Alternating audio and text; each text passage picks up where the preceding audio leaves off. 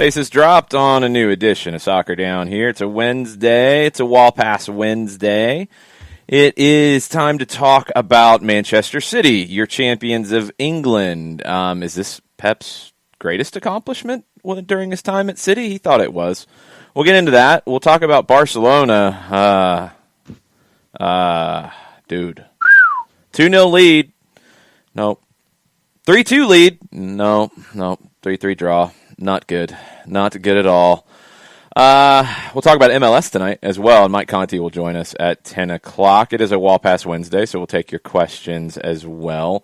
Hopefully everybody is finding gasoline for their cars, because that seems to be a little bit of an issue, a little bit of a freak out, eh? Well, looking at Coco says all the gas stations around Jackson have a $20 limit right now, so you're only allowed to put like 7 or 8 gallons or 6 if you have to use premium right now. Okay.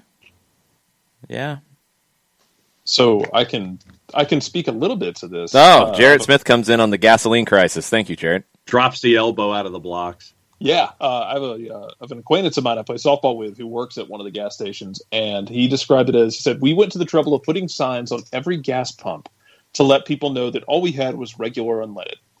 No premium, no whatever. I never put the premium in my car. The middle. The mid-grade. I just put regular in mine. We're at the point of diminishing marginal returns with my car.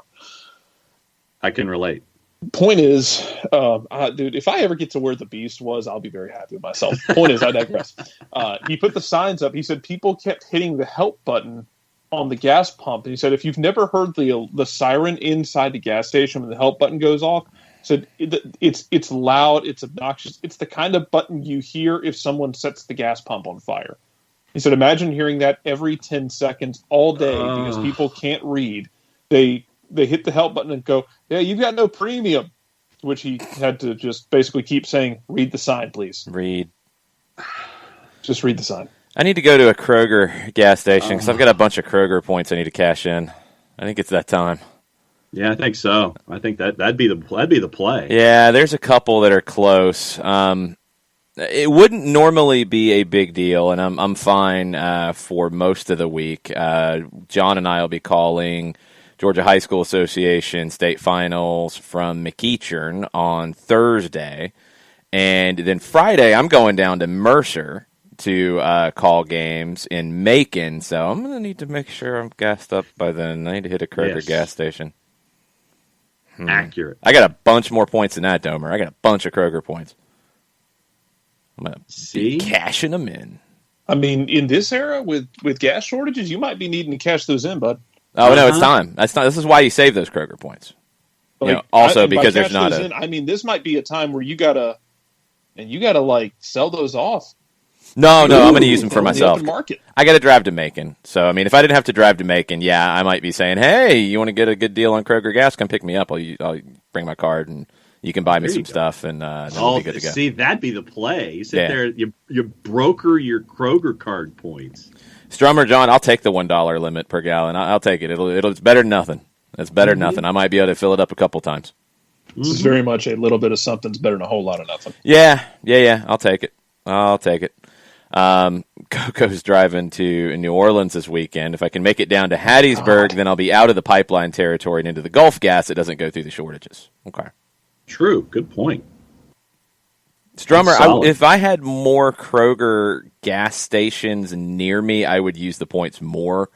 I don't have any that are all that convenient to me. I have to go out of the way to go to them, so a lot of times I don't use it as much as I should. If I had one nearby, I would use it all the time because that's my usual grocery store. So anyway, there's your gas and grocery y'all got stuff. this inner city living inside the perimeter where it feels like Kroger's aren't nearly as abundant. Kroger's are abundant, just Kroger gas stations. Kroger gas is not. Well, you've got one close to you, John. You can't really get into this conversation. It's just around the corner and down the hall. Yeah, you've got one close. I don't. Hall? Down the hall? Down the hall. It's just down the hall. It's a road. What? Anyway, that one is probably the closest one to me, and it's not close. And there's one way down on Moreland, which I will hit on the way to Macon. Hopefully they have gas on Friday. Anyway. Kroger in Union Grove No, I'm not in Henry County, Riley. I'm up in the city now, so I can hit the one on the way. Do they have a gas station at the Murder Kroger? No. No. There's no room for that. Cowards. The new Murder Kroger though is really nice, really really nice. They did a good job with it. It's still the Murder Kroger. They'll tell you it's the Beltline Kroger. It's the Murder Kroger. No. It's always going to be the Murder. Don't Kroger. whitewash them. Don't whitewash this city's history. No, you can't do it. It's really nice though. I've shopped there a few times. It's not the most convenient for me. I usually go to the other one, the other way on Briarcliff. But anyway, now we're getting really deep into stuff that you guys don't care about. So we're sorry. We apologize. Gasoline down here. Yeah, basically. Kroger down here. Kroger down here. Yeah, Kroger, if you want to sponsor us, we'll take it. Yes. I shop at your store all the time, so it'd be cool. Anyway, Manchester City, champions, not a surprise. Manchester United fielded a second choice or third choice lineup yesterday because they play again tomorrow, and people were really bent out of shape, and there's threats about sanctions. They played Sunday, Tuesday, Thursday. Yeah. What are you supposed to do there? You can't play everybody in all those games. It is physically impossible. Do you want to injure people? Suck it up and take it. Do you want people injured because of your competitive integrity? Well, then they should have played the game at whatever time they could get Old Trafford cleared after people broke in and vandalized things and, had COVID issues with breaching COVID areas that needed to be cleaned, and that's why you couldn't play the game that day. So that's why you have this. And look, it doesn't help Liverpool either. They're not going to be in a great position here, and they're still trying to fight into the top four. I guess maybe there's this thing, well, they should have played their first team against Leicester and not against Liverpool. Well, you can't really, there's really not much you can do there. Come on. Anyway. Yeah, just play every day. Just play every day. Yeah. Play 90 minutes every day. It'll be fine. They did that when they were 12. It'll be okay. Back in my day, we walked both uphill I wish I in had the that much snow. energy in my life. Yeah, no, not true.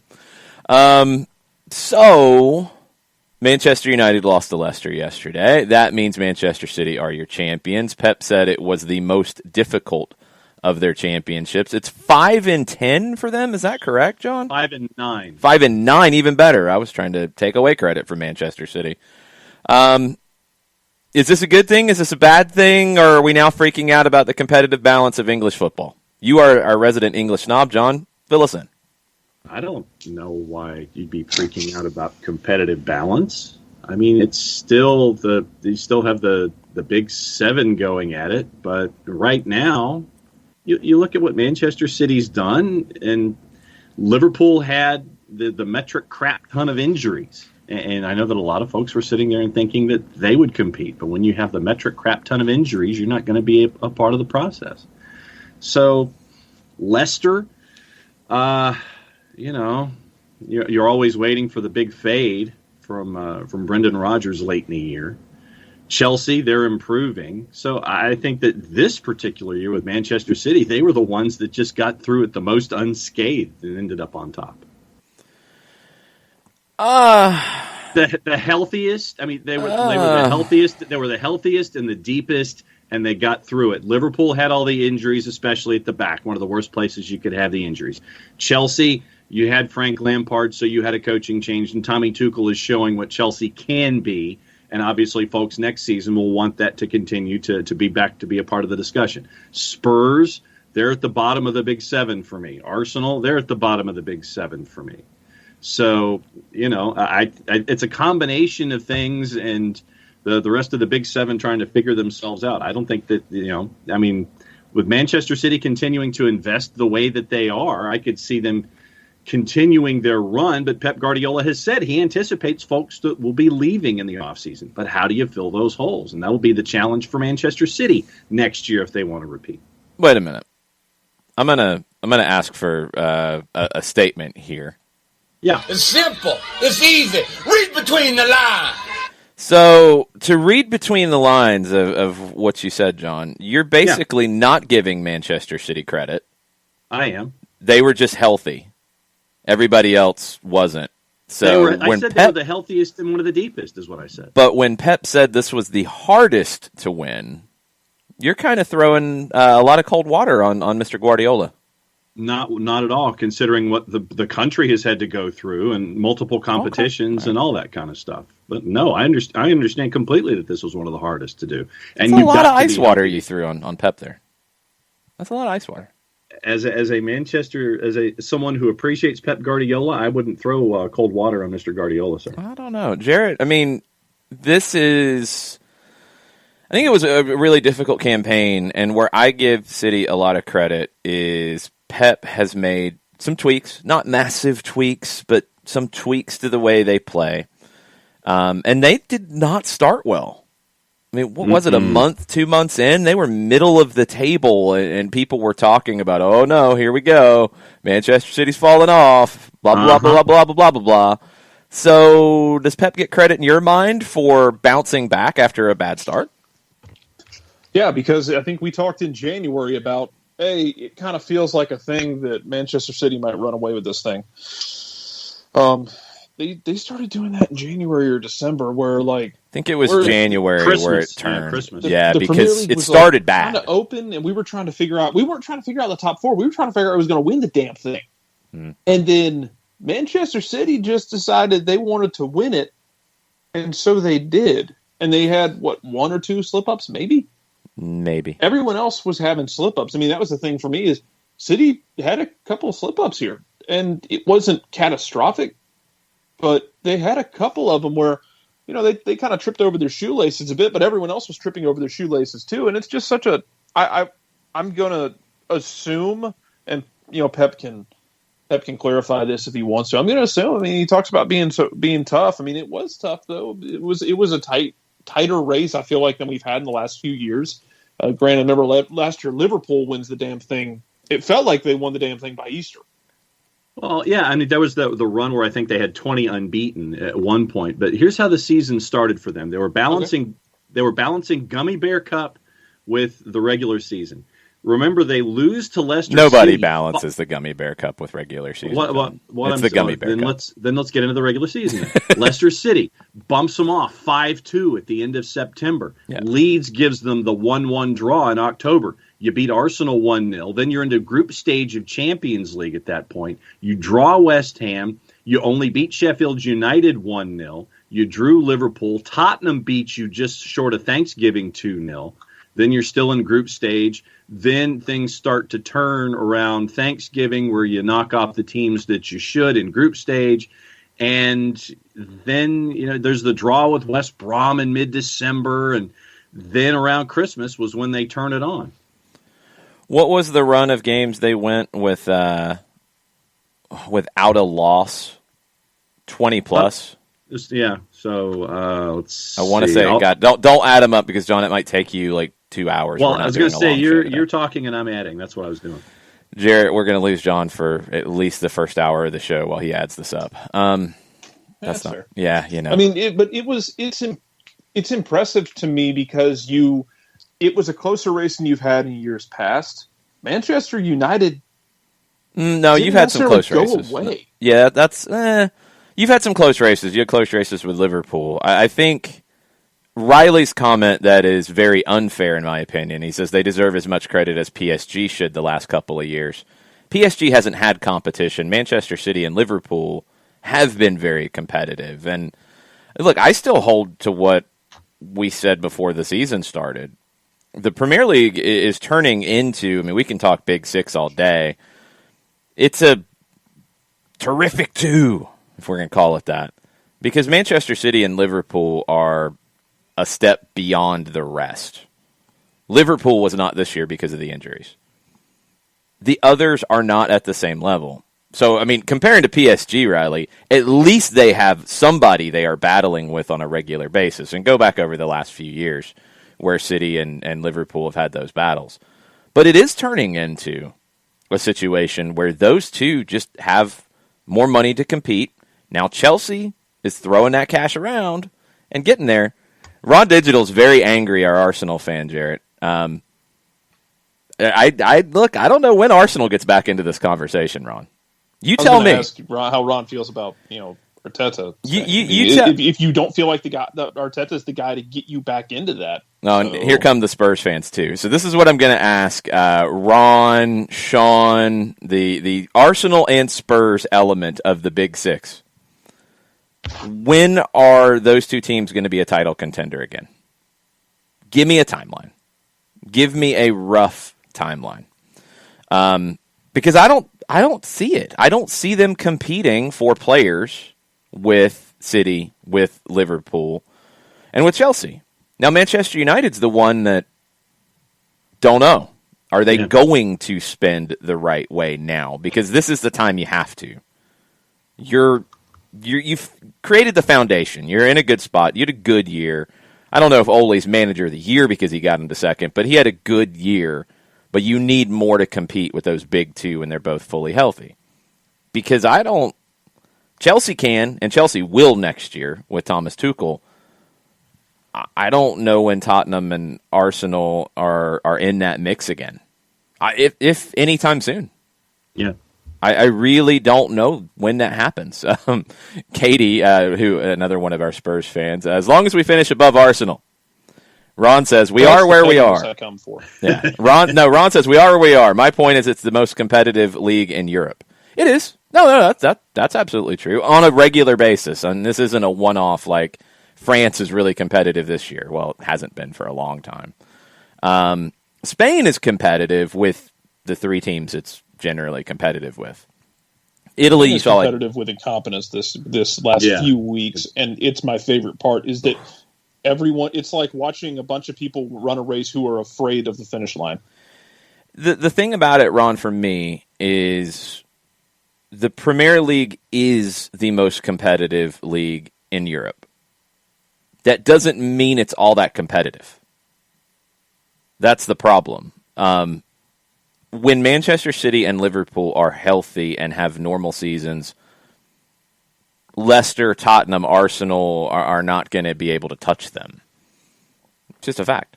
Mm-hmm. If they make bad signings, if they have a bunch of injuries, and Tottenham and Arsenal play at the very best of their capabilities, okay, sure. Cup competitions, sure.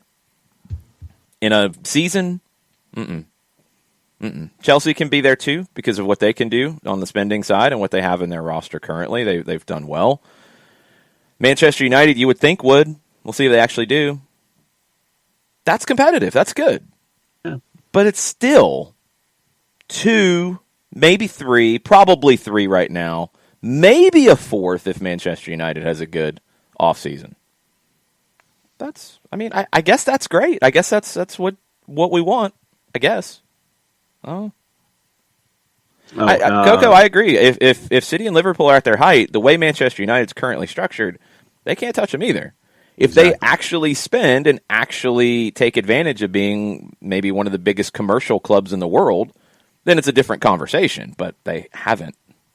So, and with Ed Woodward not around, I want to see what it looks, what they're chasing and what their spending is in the offseason. Yeah, we'll see. I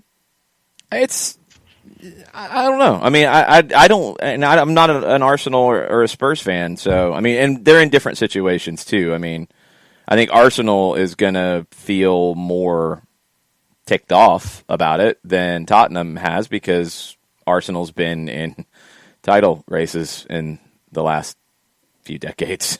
Sorry, Spurs fans. I don't know how else to really say that gently. I mean, what Spurs fans have been chasing. They've been chasing it. They haven't gotten there, and now the race has gotten further away from them. Arsenal was there. Arsenal was in that race, and now the race has gotten too far away from them. Well, is it fair to say that Spurs, panicked because you were at the precipice with Pochettino? You made the change because you needed to make the change, and then you brought in a guy who you thought we can just get the trophy, get it over with, and then we can figure out a rebuild after that, and it didn't work.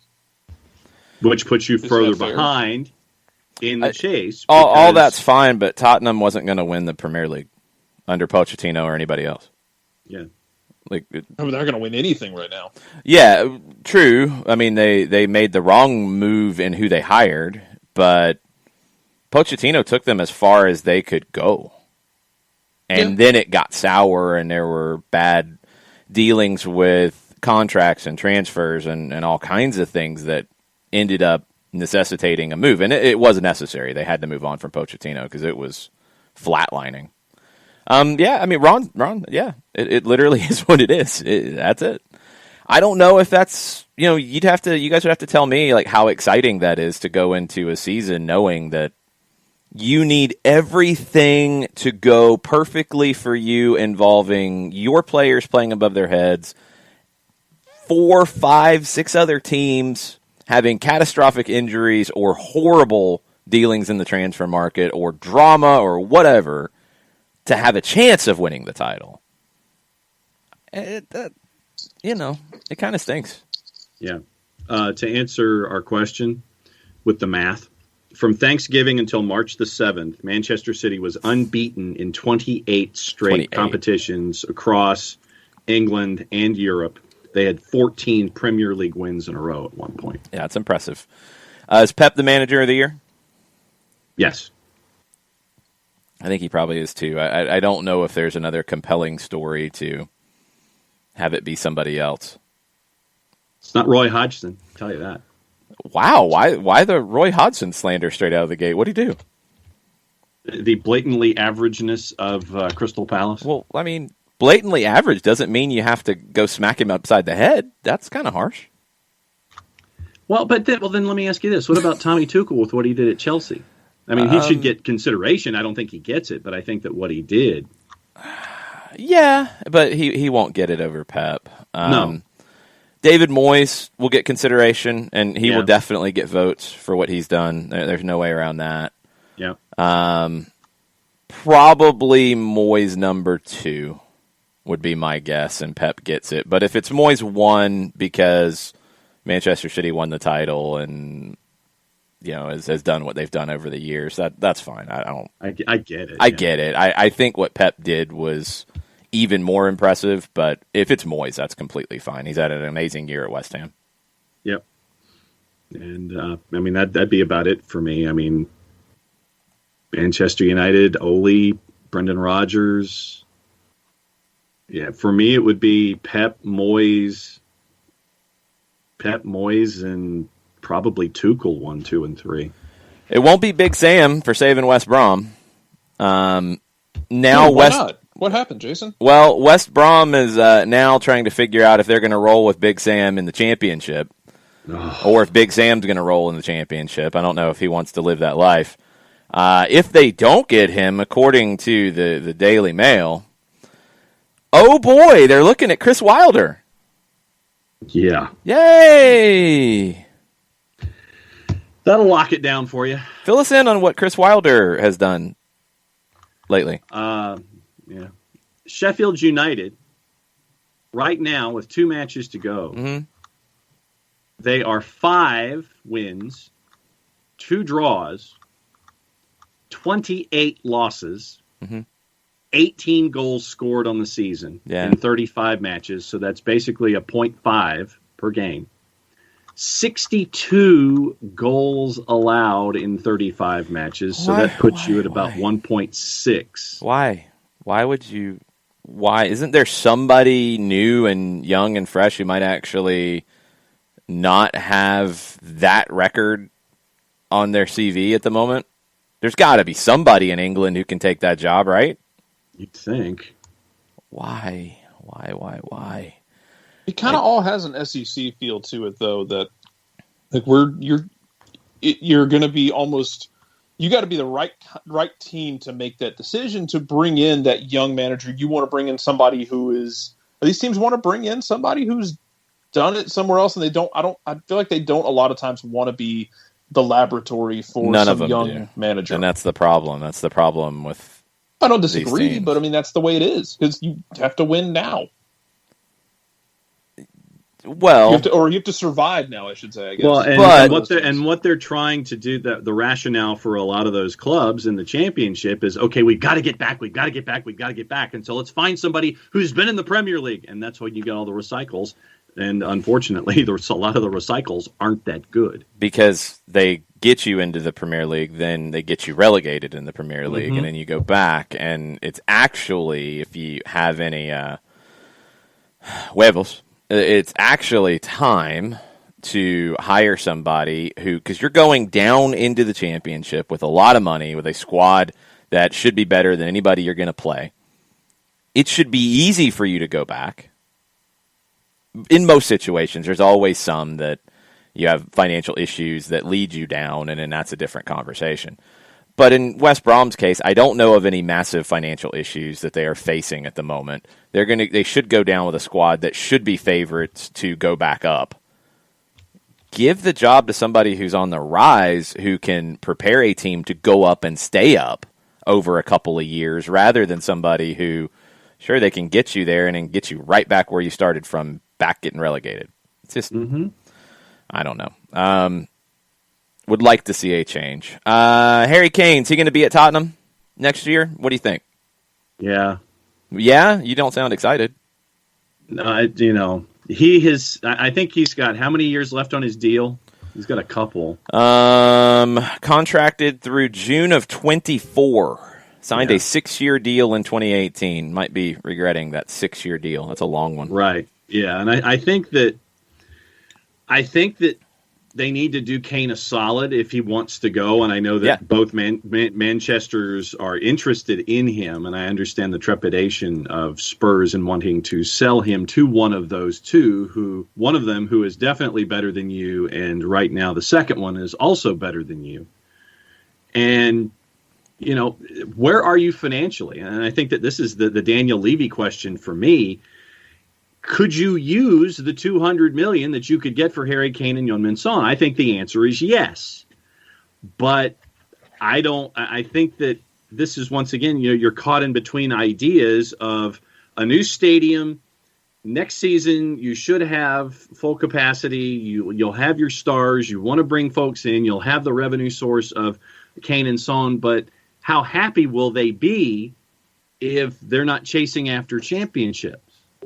And that, to me, is the larger point here. I know that you need the money, so then get the money for those two guys, reinvest it, and rebuild.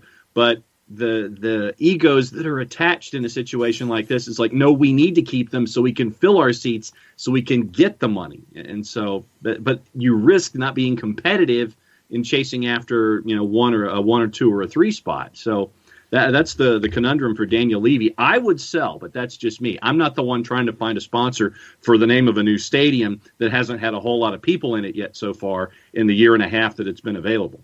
Jared, I think it probably comes down to who their managerial hire will be too, right? Yeah, I think so. Are you going to take one more crack at this with what you got? Or are you going to move these pieces for an obscene amount of money? And potentially, instead of having 2 great players and then trying to fill the rest of it, you could take this money if you're smart and you bring in, the right people. You could rebuild this. You can look at what Liverpool did and say if we get the right hire in here, and if we're patient, which is a big part of it, we can do a Liverpool sort of thing, sell these guys for an obscene amount of money. Now, you're not going to get a deal like Liverpool got from Barcelona for Coutinho, because I don't know that anyone's ever going to get a deal like that again in the history of man or time or space. That deal is going to keep paying off till like 2083. They've got to be out of clauses on that deal by now. There can't be any more hidden clauses, because it's almost like Too Many Cooks, where it went on for so long it stopped being funny, and then it kept going on and it became funny again. I mean, if Coutinho wins MasterChef before the year 2040, like they get another bonus amount of millions of dollars. I mean, is that what we're looking at? What's going to happen is Liverpool gets another £100,000 if he goes on British Bake Off and gets a handshake from Paul Hollywood. There you go. That's got to be in there somewhere. It's got to be in there. But I think you can look at that and say, we could do that if we sell these guys, and if we're smart and we get $200 million for these two, we can kind of rebuild things. But do you want to be patient when you've got a new stadium and you're kind of in that situation that we've seen even locally with the Braves and the Falcons, if you open a new stadium and you want to be competitive out of the gate because you want to build off of, hey, we're going to be competitive, we're going to be competing for championships in our brand new home, that we want you to pack out. It's a weird balancing act, especially when they're in the situation they are, where you look at them right now, the Spurs aren't a team as it looks that are going to go win a trophy right now. So what do? Do you desperately flail and try one more time and then risk possibly having guys walk on you? Or do you just, pull the plug on it now and take the money and rebuild it? It's a tough spot. I would sell Kane and raid Lille. I mean, come on. I would look at something like that, but a lot of it's going to depend on who they hire as the manager. Speaking of which, Jarrett, Talk Sports' Alex Crook says Eddie Howe will be the next Celtic manager. The delay is due to a Bournemouth playoff run. Yeah, I know. What you think? I'm fine with it. It's not John Kennedy. It's not Neil Lennon. Yeah. It's all cool. Yes. Yeah, that's honestly about where it is. That's one way to look at it. No, it's a good hire. I think it's a good hire. I'm intrigued by Eddie Howe taking it. I'll be curious to see what he says. It's such a weird spot if you have been that guy at a club like Bournemouth and time comes up. Do you do what Chris Wilder's talking about doing and jumping to another club who's basically the same kind of club but bouncing back and forth? Or do you go to Scotland and go to Celtic where, the league title is in play every year for you at Celtic, but you're also looking at advancing in European competition. It's just a different challenge. So Eddie Howe, did about as well as you could possibly do with a club like Bournemouth. Can he do something like that to that level, that punching above your weight? Can he do that with a club that has all the weight in Scotland but doesn't have the weight in Europe, Jarrett? Can he be as revered as he was at Bournemouth for doing what he did with them? Can he do that at Celtic? Well, it's going to be a rebuild. It's a lot of it. Because you're going to have guys moving off in the summer. You're going to have to not just rebuild part of that squad. You're going to have to rebuild the mentality, and you're going to have to rebuild the trust in the fans. Because right now, you're still in a point where the fans have gotten to a point beyond angry. Now a lot of times they're just kind of apathetic, which is honestly worse. Yeah, it's worse. Yeah. They don't care. The league's done. Oh, you lost 2-0 to Rangers? Whatever. At one point, John Kennedy pulled off like a striker and put a left back on. Went down 2 goals on the road. It was amazing. It was all-inspiring. Yeah. But you're going to have to do a lot of rebuilding there, and I think if he's able to pull that off and get them back on top of Scotland, especially if he does it against a Gerrard-led Rangers team, I think that is something he puts on his CV and shows to everyone south of Scotland and says, you saw what I did at Bournemouth. Now look what I did rebuilding this once European name who had fallen on hard times. It's a smart move for Eddie Howe if he can get the job done right the way he wants. It's a very smart move for him. One other managerial rumor, according to reports out of Italy, Tottenham have identified Lazio Simone Inzaghi as a possible option to be their next manager. Ropes with a question before we move into MLS for tonight. What's the average age for Premier League managers? Now, I don't have the current numbers, but I have a breakdown of the average age of managers in the top leagues from 17-18. So it's a couple years ago, but I think the trends are basically the same. The Premier League was the oldest at just a shade under 50 years as the average age. Most of them were right around that because they only had one manager at that time over the age of 60, which was Arsene Wenger. Germany was 5 years younger than the Premier League, 44.6 years. Spain was the average age 50.45. Actually, no, it was slightly older than England. My bad. I wonder if that's changed. France, older too, 51.4. So all of them right around 50. Italy, 49.8, slightly under the Premier League. Portugal, young like Germany, 44.5. The U.S. at this point, the Eastern Conference in 2017-18, average age of 42.6, younger than any of these other leagues. The Western Conference was 47.6, and that was thrown a little bit by Siggy Schmidt, who was 64 at that time. Average age of the whole for MLS was 47.6. Mexico, the average was 47 at this point. Be curious to see if any of that's changed, but Germany would tend to go younger. Portugal went young. England, Spain, Italy, France, right around 50 years old. That is the average.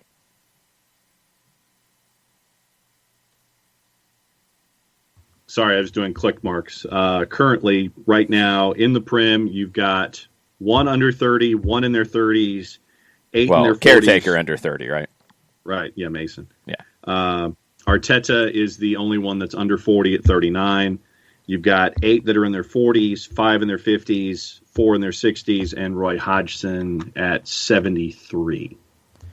Also on the MLS side, since we mentioned it just now, and we're going to get into the games tonight now, Stephen Goff reports that Chris Gosling, former Atlanta United homegrown, 21 years old now, is on trial in Europe. He had been a couple of different times.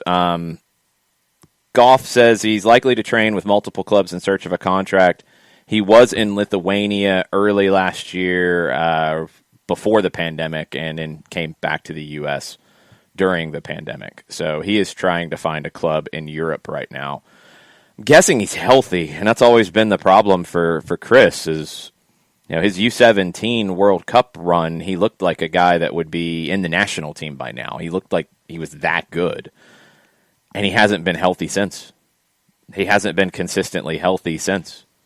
And if he can get healthy, we'll see. But he's got some making up to do of that time because, Jared, I know he's always been a favorite of yours, but he hasn't played consistently since that World Cup.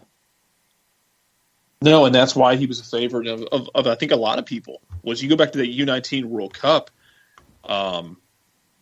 he showed what he could be.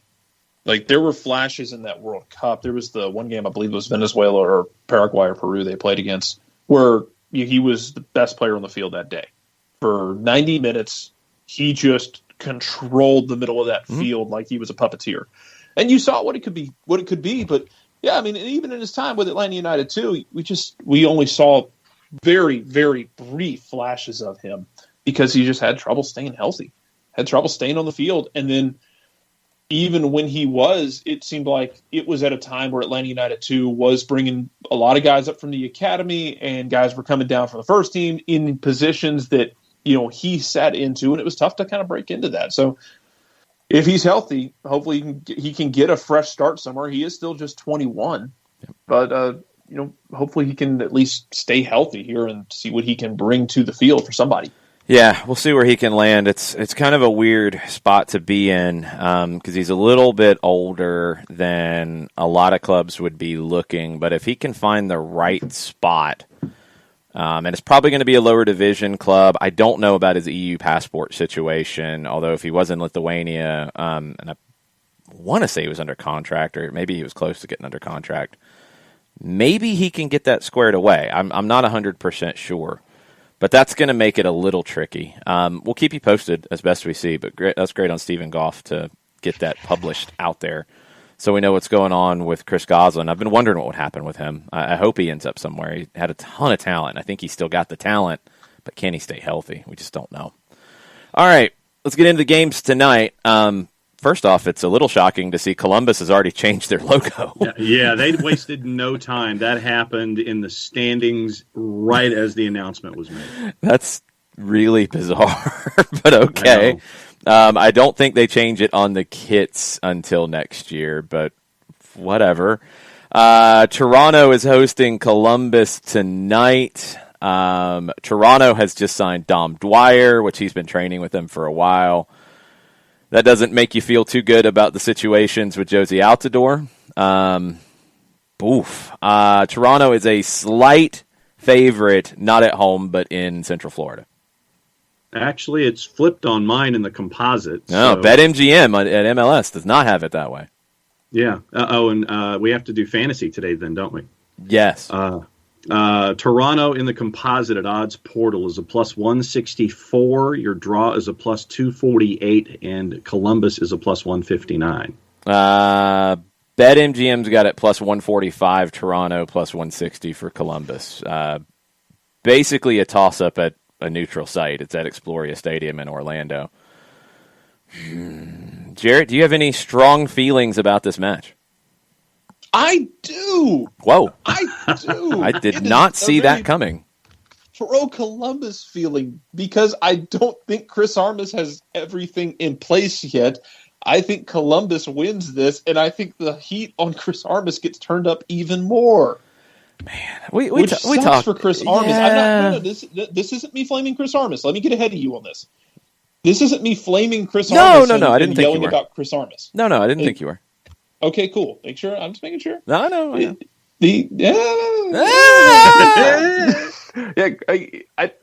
I want to see what he can do with a healthy team that's not, going to be crippled. There's that. It is something. He may have fallen into the trap of following the guy. Don't follow the guy. Follow the guy who follows the guy. Yes. And he's there. He is right now. Chris Armas right now. Yeah, Chris. Might be Greg Vanny, actually. But could be Dom Dwyer. Adam John scored more goals in MLS recently than Dom Dwyer, so I'm just leave it there. Oh, man. But I think that Armas is just he may have made the mistake of following the guy, but he's also dealing with a very injured squad that has talent, as we've seen, got talent. But I think Columbus gets this done, and the heat gets turned up even more. Jason Nick says, "How will he blow it tonight?" Knowing that I hate that narrative, because it takes away all the credit from Atlanta United beating the Red Bulls in that game because Chris Armas blew it, right? No, he didn't. Both things can be true. No, they can't. Not the way it's been portrayed. He's in a tough spot, and we said this when that hire happened, or when even the conversation started around it, because he's not Greg Vanny, and he doesn't have the track record of a Greg Vanny. So he comes in to replace Greg Vanny, and any hint of an issue, and it's a problem, and people are going to freak out. That's just the nature of it, and he knew that going in, I'm sure.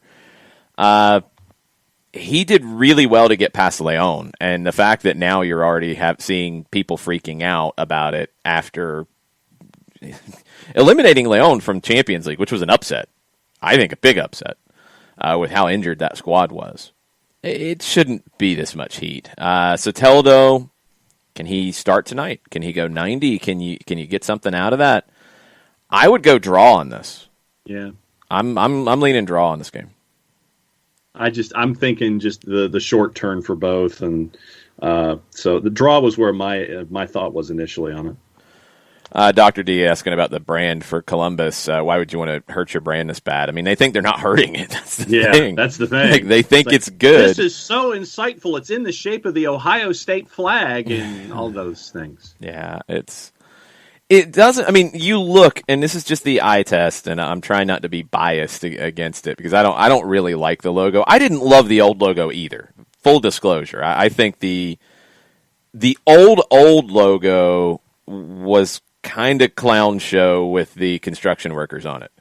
The second logo, the rebrand, was better, but it had way too much stuff going on in the middle of it. It was too busy. I didn't like that, but it was an improvement. This one is not an improvement. This one, when you look right now, I've got the MLS website over here, and it's got the games and the little logos. You look at the little logos, and you see Sporting Kansas City. Cool, looks like a normal logo. Austin looks like a logo. Cool with the green. Toronto looks like a logo. Miami, Montreal, circles. Yeah, I know there's a lot of circle logos. Okay, they look like team logos in this league. Philadelphia, same thing. New England, okay, it's the crayon flag. That's cool. That's different. That's old. I know it's got heritage. Cool. Houston, I like their rebrand. A lot of people didn't. Minnesota's a great logo. Vancouver's a good logo. San Jose's a good logo. Seattle's a good logo. DC, Chicago, that's what I see on the screen. I see this really dumb-looking C for Columbus, and it's a bad look. It reminds me of a 90s arena football team. Why you got to hate on the Arena Football League at that time? It's not even that good. It's not even that good. It's not even that good. It's garbage. It looks like it's garbage. It's garbage. No, I'm saying some of the arena teams some of the arena logos were bad.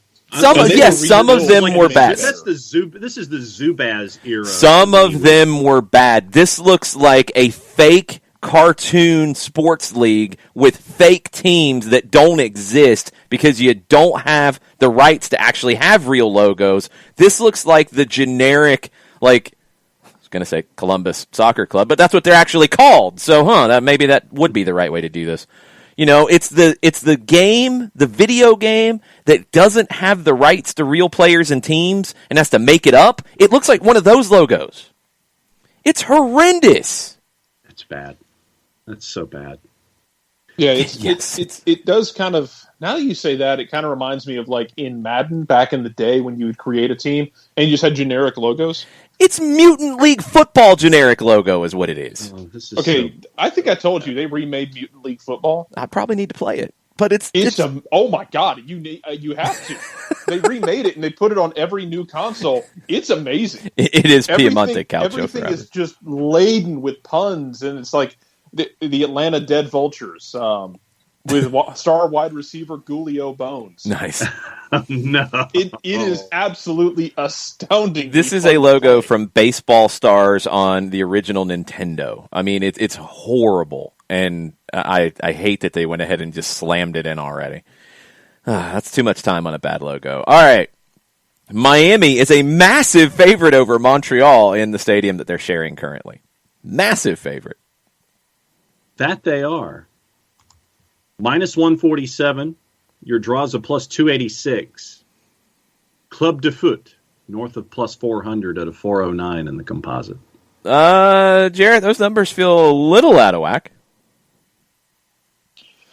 Club de Foot is missing Mason Toy, who was actually doing pretty solid for them, and my boy is letting me down. Bjorn Mars Johnson cannot apparently find the back of the net, which is kind of a problem. All right, you guys might be able to hear us. Please let us know if you can.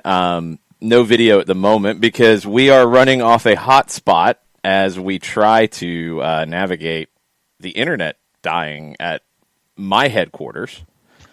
Really weird. No power, no issues, but the internet completely died on my end. Yeah, out of nowhere. That was really strange. If you guys out there in the Twitch pitch can hear, please let us know. Because I criticized. I thought you just canceled the show because I was talking about Montreal too much. No. I mean, I was a little disappointed about how down you were on Montreal, but yeah, I did not cancel the show at that point. Yeah, everything's going nuts right now on my end. Sorry about that. It's chaos. I don't know why the internet died, and now you got cats attacking Jarrett. Good grief. Jared, are you okay? Did the cats end you? No, the cat wants food. Oh, well, that's good. Well, they can't hear us on the Twitch pitch. If you're listening on the app and you can hear us, let us know. It still says it's live, but I don't know if it's reconnected. So tweet at us at Soccer Down Here and let us know if you can hear us. Wonderful stuff. Always good when your internet dies in the middle of a show. Yes. Oh, so Jared, go ahead and finish your point about Club de Foot when you and I were talking and Jason was trying to figure out how to get things squared away. I mean, is it safe to do that? It's very dangerous. Sure Thierry Henry might end you. Whatever, man. Club de Foot is, I think they're showing they're better than what people might have expected early in the season, and they might, they kind of come back down to earth. I think closer to, as John mentioned, closer to what we might have expected. But there's still enough there right now for me to think they're going to be able to steal a scalp here or there. Now that might just mean a draw tonight against a Miami team that might be tired. We'll see. I'm still not touching it. I'm not touching it, but I think that Miami being such a huge favorite is a little much. I don't think they should be favorited by that much, but I'm not really touching this game because of... all right, I think we might actually be back with full internet and everything now. We are going to see if we can get all reconnected, and we'll maybe try that one more time for the Twitch audience. But yeah, I'm not trusting Miami here as that big of a favorite. I am just not trusting it. All right. The internet is back, it appears. So, again, if you are listening on the app and you can hear weird things make noises that I don't know what they are. Oh, man, I love this show sometimes. All right, we might actually be live with a connection in Twitch. Hopefully, you can hear us. And we might try to have video. Yes, it's not a hot mic, Dr. D. It's called a show, and we're trying to make it work again. Yeah, you don't have video. We explained all that when you couldn't hear us. We know, people. We know. I'm talking to you. We need to put up an audio-only banner. No, we don't, because hopefully this never happens again. Okay, we are going to try to reconnect in full normal ways with video. Or not, as everybody goes away. Let's try that again.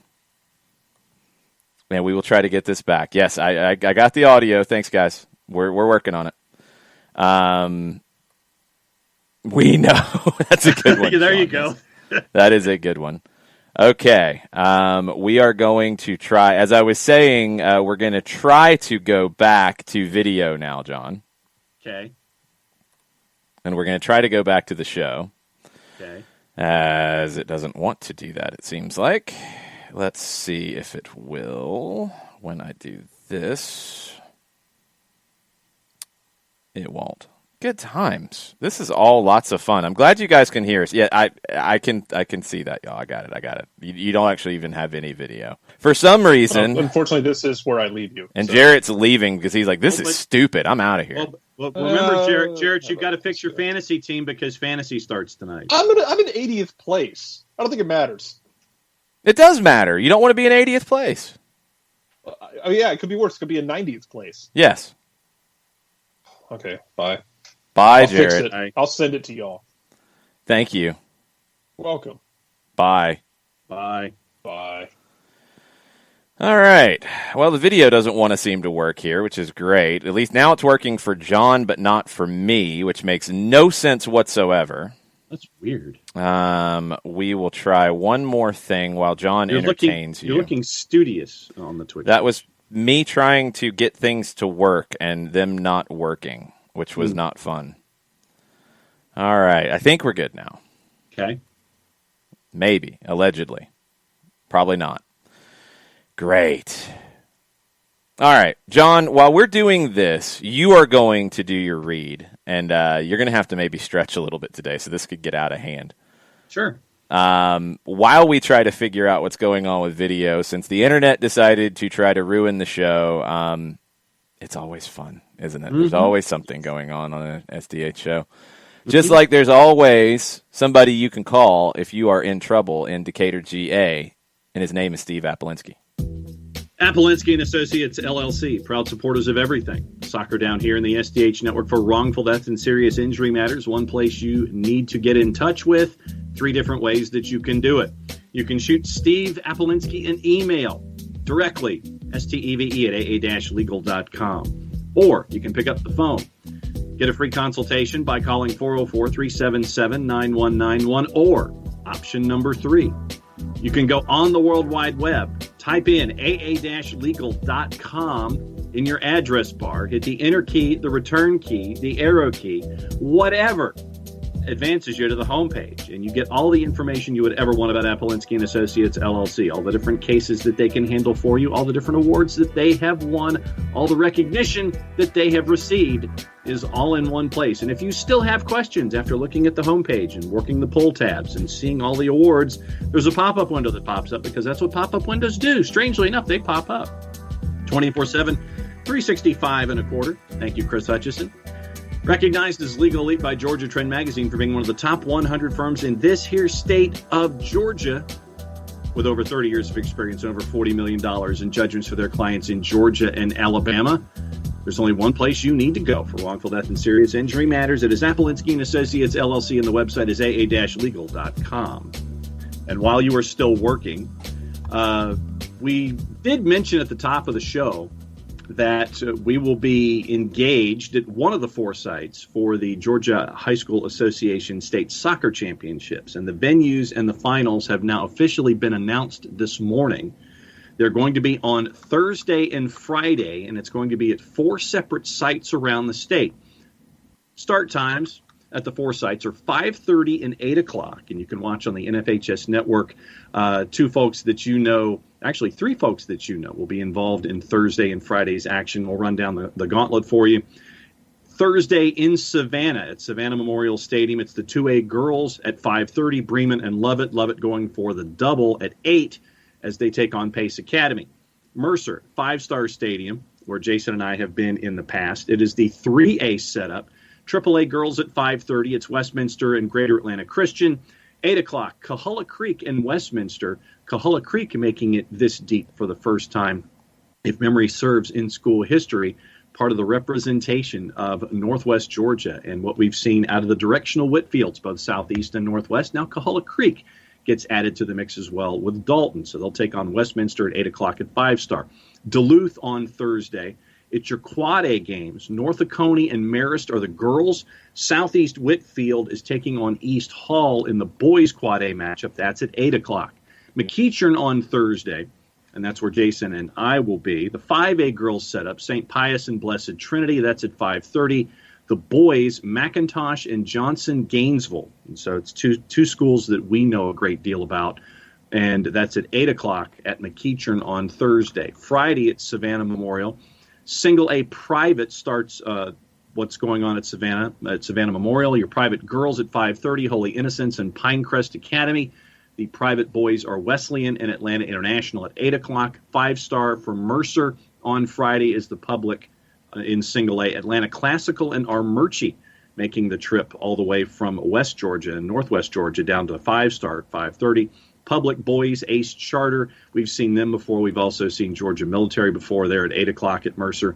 McEachern on Friday. It's the 6A classification. Girls, Cambridge and Johns Creek at 5:30 at 8 o'clock. In the boys, Johns Creek goes for the double as they take on Dalton. Dalton nationally ranked, and a lot of folks paying attention to what they're seeing with the Catamounts program.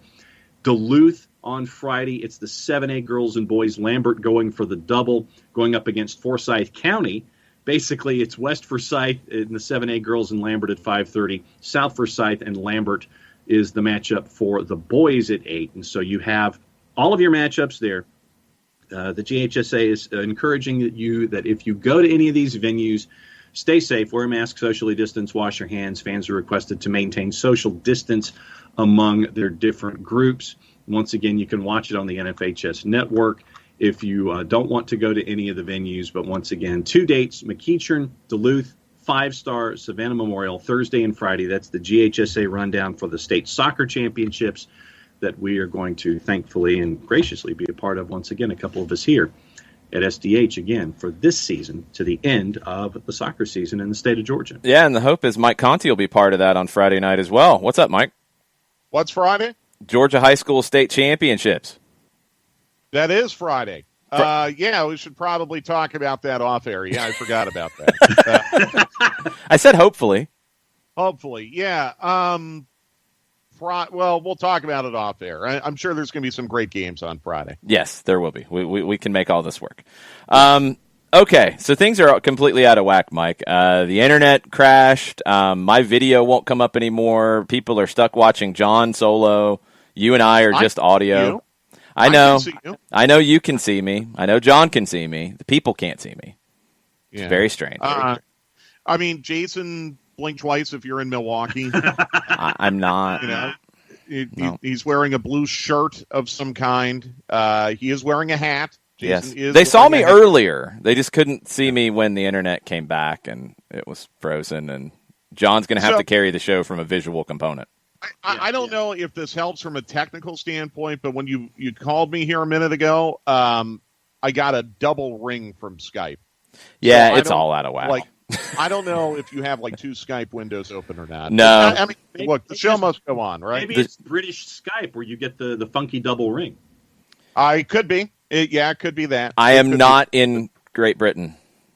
Okay. I'm not. I'm actually where I normally am, but, this is what happens. It's like he's in his usual spot. Yes. I mean, unless you have some kind of duplicate setup in a foreign country, which would be very impressive. Yes, Coco thinks I am going to cheer Toronto on tonight and didn't want people to know because they think I am a closet Toronto fan.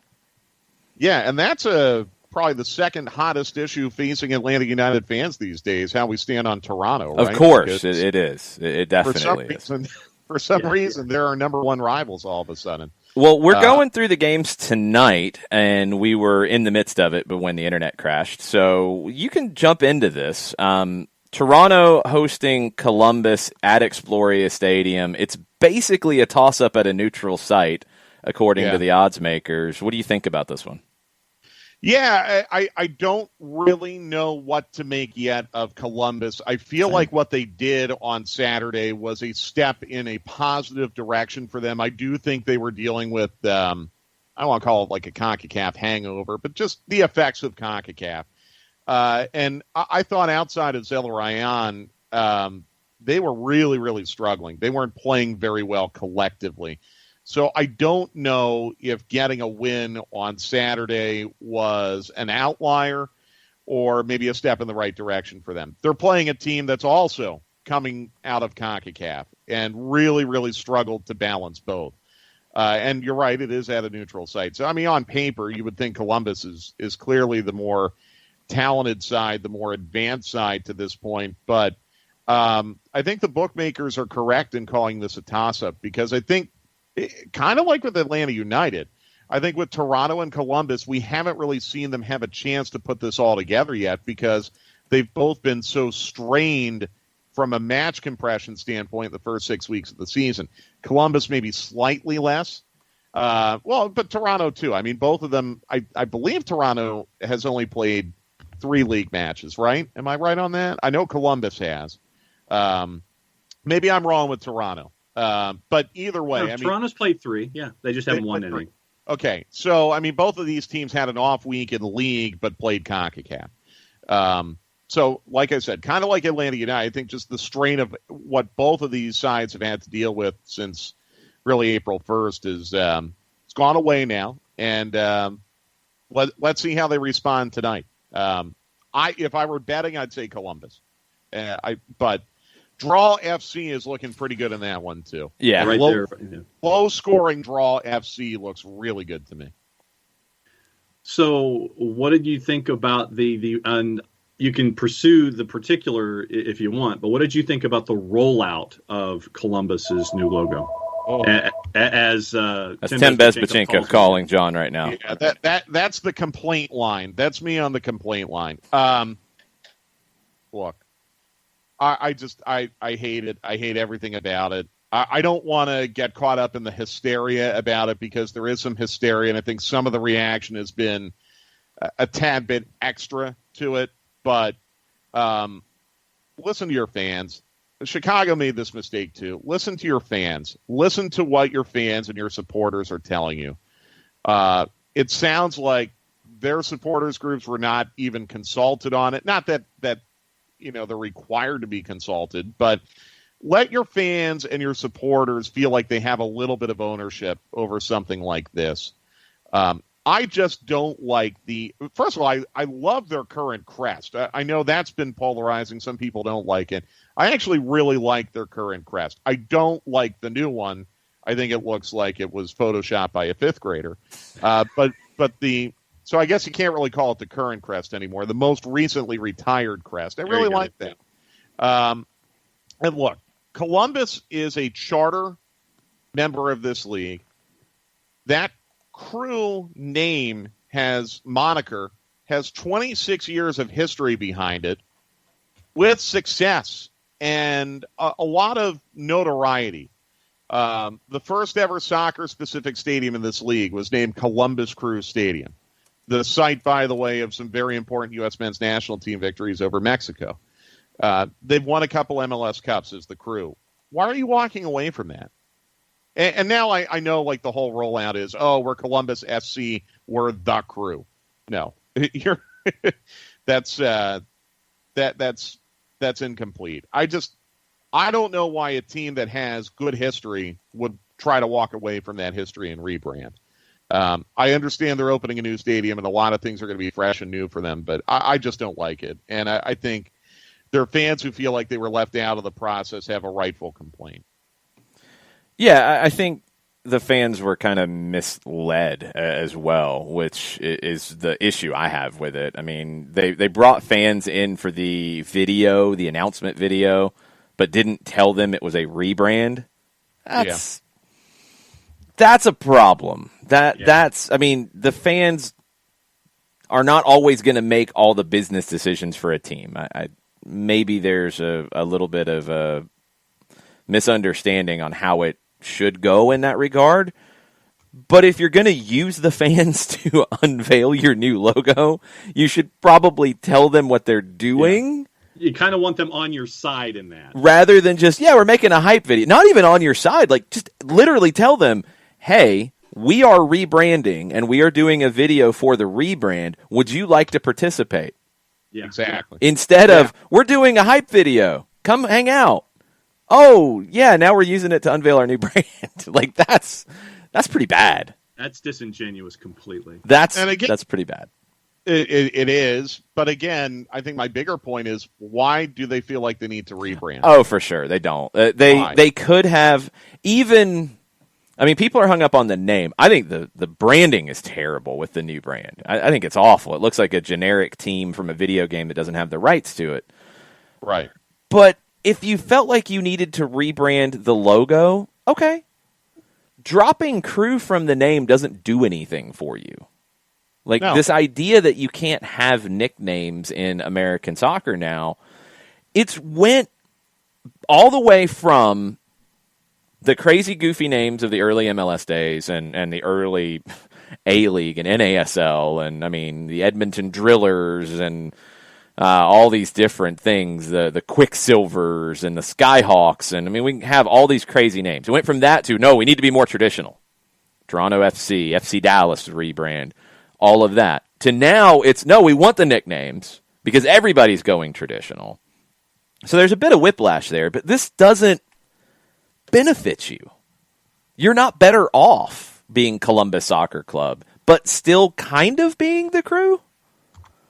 Like, they're still using it somewhat, kind of. That's the part that I'm just confused by the whole brand.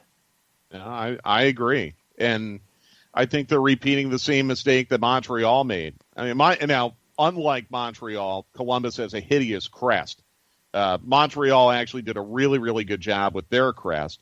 But again, like, why are you walking away from a nickname with the impact that has a little bit of legacy and history, even before MLS days?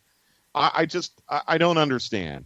Look, I think here in North America, it is okay to embrace that, we're going to be a little bit different than the Premier League and the Bundesliga and the way they do things in Europe and the way they do things in South America and Central America. I think that's okay. Like, we're already different. We're a summer league. We're already different. We have a strict salary cap. We're already different. We play in American football stadiums in some markets. Like, it's okay to be a little bit different. It's okay. It's not going to make me enjoy the matches any more or less if I'm calling them the Columbus Crew as opposed to the Columbus Soccer Club. So I think that would just be my message to any other clubs that are looking at this. Like, I think Charlotte missed a real opportunity, and we talked about Charlotte and their crest. I like their crest. I like their colors. I thought Charlotte missed a really unique opportunity to be the racing club. You know, they're the birthplace, or not birthplace, the home of stock car racing. Lean into that. You know, you're already playing in an American football stadium in summer. Okay, it's not the same as the Premier League and everyone else. So lean into it. It's okay. Have a unique identity. Have a unique brand. Be different. It's okay. People are not going, your fans are not going to dislike you because you're trying to do something a little bit different. Your fans are going to dislike you if they feel like you're walking away from your heritage and history. And I think those are the mistakes that Columbus and Montreal have made. Columbus, the most recent. Inter Miami and the other new rebrand, Club de Foot Montreal, are going at it at 7:30. One of the two 7:30 kicks, Mike. And Inter Miami, huge favorite at minus 147. Club de Foot has gone even worse. They're even more north of plus 400 now. Yeah, I hate Mason Toye being out for them. In a way, I hate him being out, but I wouldn't mind if he were out on Saturday. But but I hate that he's out tonight. Look, Montreal's probably, what would you say, second best player. So, and that could even be debated. So it's a big loss. I'd like to see him play.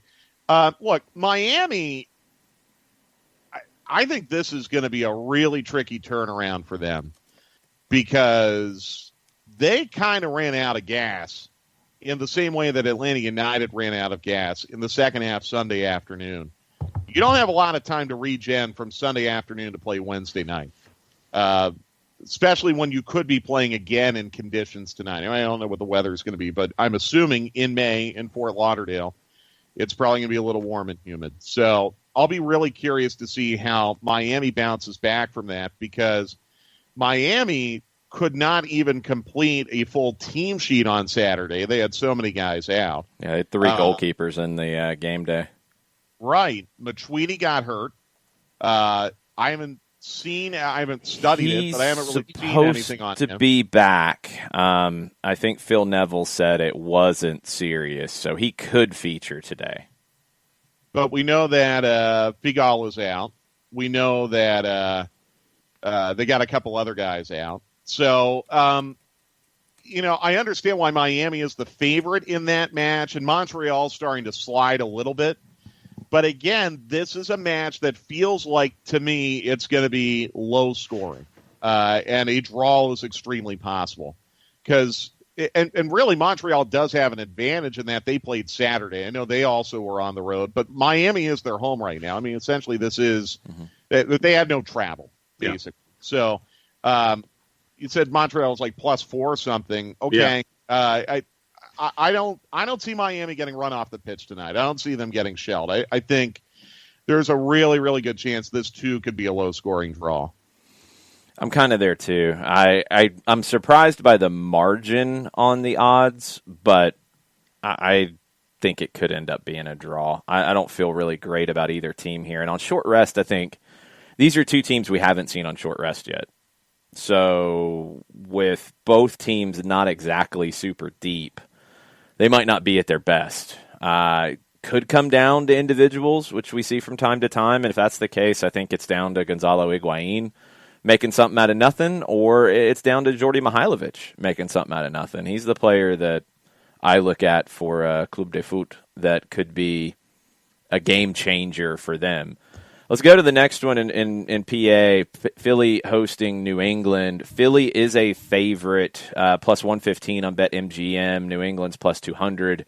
New England coming in off of a disappointing performance against Nashville. Philadelphia maybe getting their legs underneath them. Is Philly a clear favorite to you, Mike? Not a clear favorite. I mean, again, they're at home. They'll be favored. I didn't really get too much of an opportunity to watch New England over the weekend. So I really only know the result and not a lot more about how that match played out. So Philadelphia's at home. They'll be favored because of that. But I think New England is, of all the teams that we have seen so far this year, and this might be controversial, I think New England is still the best team we've seen this year. I think New England is better than Philadelphia. And I know we've seen. Wow. I do. I really do. I just say that because I look at New England, best 11 caliber. Let's look at the spine of that team. Best 11 caliber goalkeeper. Center backs are. Well, I'm talking about New England. I'm talking about New England. Okay, but okay. Yeah. I was going to go comparison with you because. Blake is outstanding too, but if you look at the spine of that team, New England has a best 11 caliber goalkeeper, in my opinion.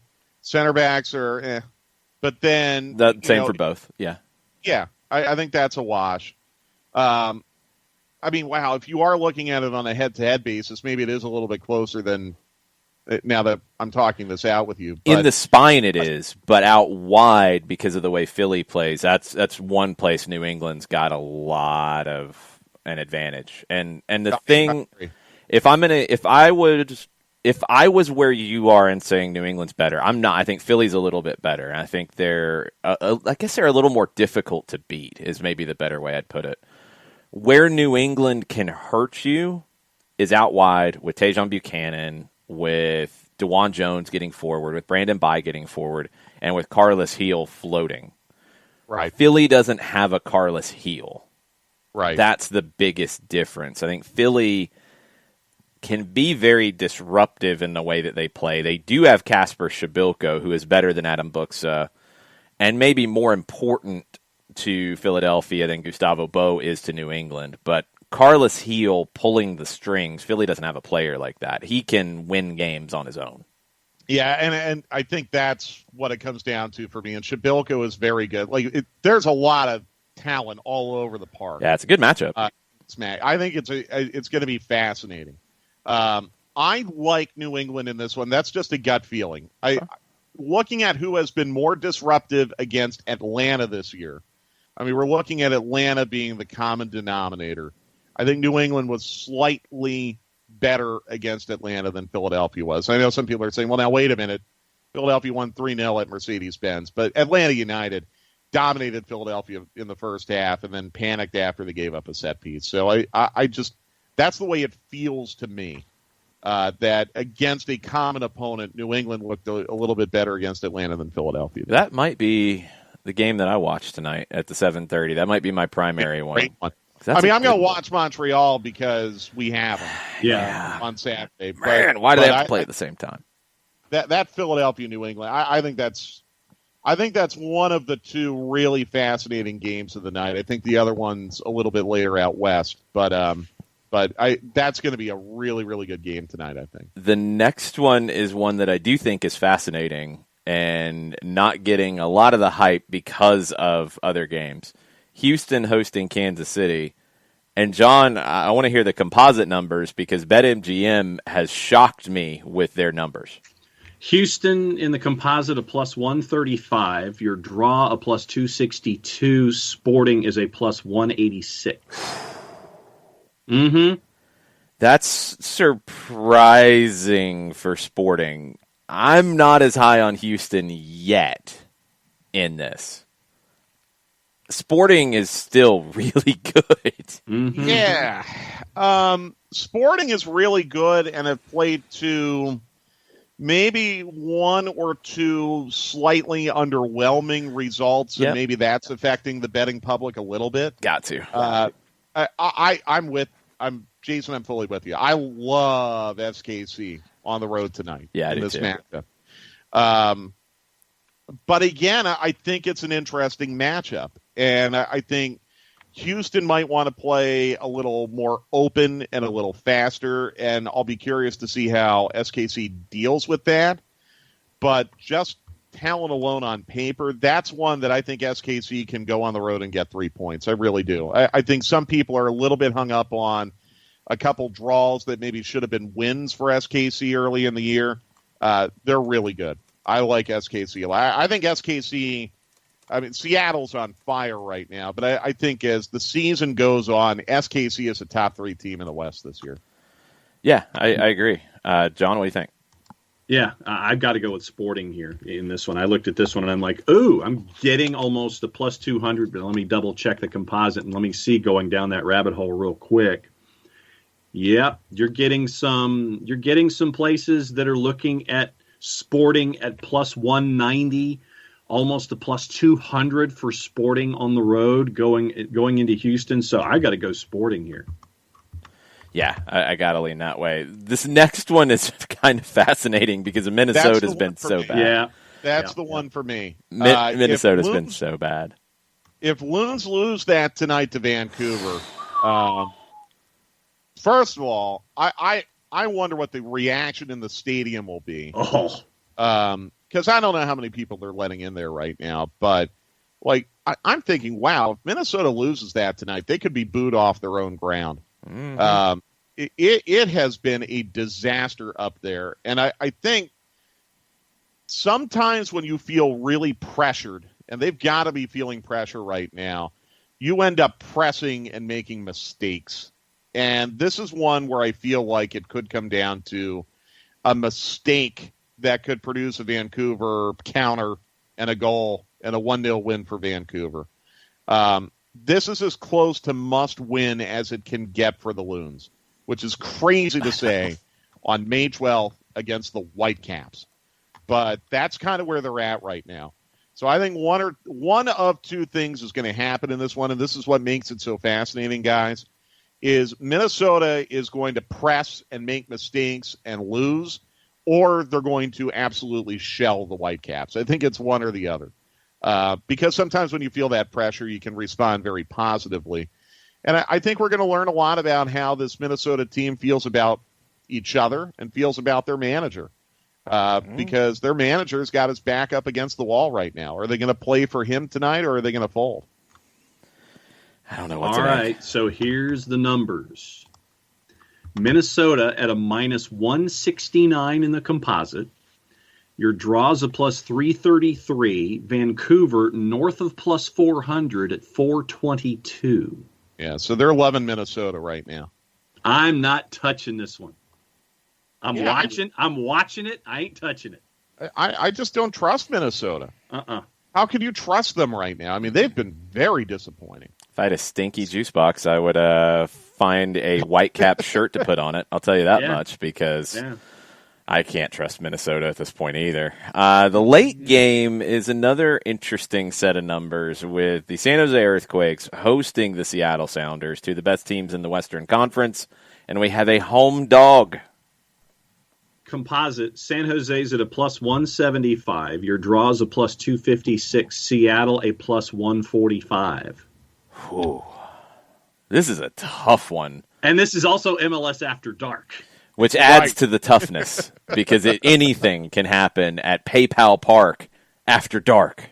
It always does. We've seen it firsthand. I wonder about Seattle a little bit. I've been working ahead to next week and working on Seattle a little bit. They're not extraordinarily deep right now. No. And almost alarmingly not deep. And this is going to be interesting to see them playing Sunday, Wednesday, both road matches. I think they try to rotate a little tiny bit on Sunday. I don't know where that leads them going into tonight.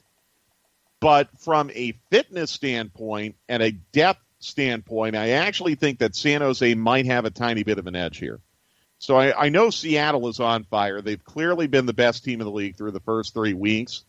This one feels like Quake's upset to me. Wow. It really does. And I know we're talking about San Jose here, but they, to me, just feel a tiny bit deeper, and they're at home. They don't have the element of trap, and that's going to be a game day trip for Seattle, I think. Got to be. If I'm correct. Yeah, I like the Quakes. I could see it being a draw. I absolutely could see it being a draw. If Seattle goes down there and wins tonight, then they really have my attention. I mean, they have my attention now. But if they go down there and win tonight, I'm going to be really, really impressed. Because, like I said, they're not very deep at all at the moment. And they're finding a way through it, and maybe not having to deal with some of the challenges that the CONCACAF teams had to deal with early in the season is helping them. I don't know. But that really stands out to me, that Seattle, this is going to be a real test of their fitness over the next, 10 or 11 days. And, fortunately, Atlanta is at the end of that test. And LAFC is next on the list for them after San Jose. Who made that schedule? Jeez.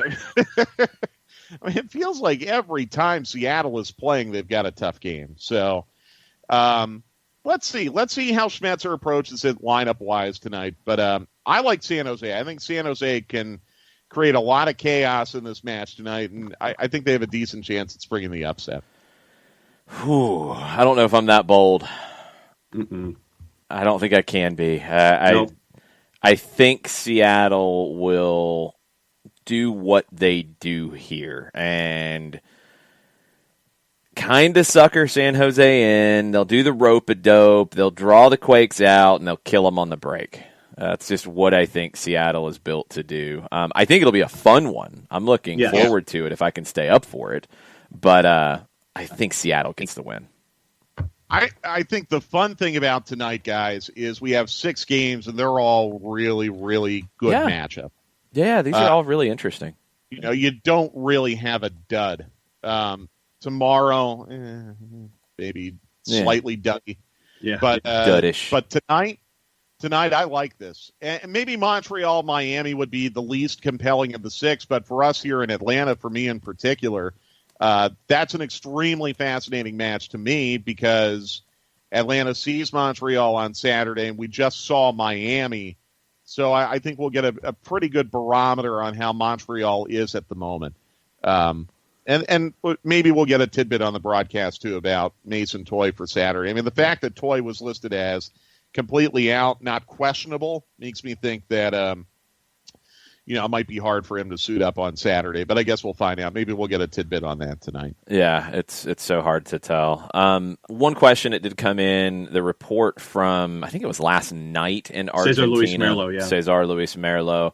About Lisandro Lopez considering retirement after losing his father and going back with his family. It's not really a surprise, to be honest. I would assume the team's going to give him as much time as he needs to decide what he wants to do going forward.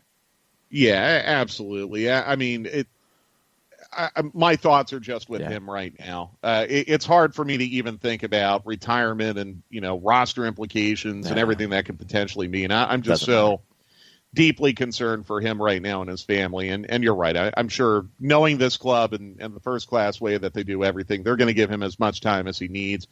Fortunately, you do have a lot of cover there. And I will say, again, putting Lisandro off to the side, I would really, really hope that at some point soon they've got to get Jackson Conway some games. And if it's not going to be with the first team, do it with the twos. Because the more this goes on, the more with Lisandro Lopez's status being in limbo, Jackson Conway becomes more of an important ingredient in this. And I think also Tyler Wolff. And Wolff needs to get himself going right now, and he can probably do so in USL. He's had those games in USL, and Wolff hasn't looked great yet. Remember, he is kind of changing his role a bit, so that can take a little bit of time.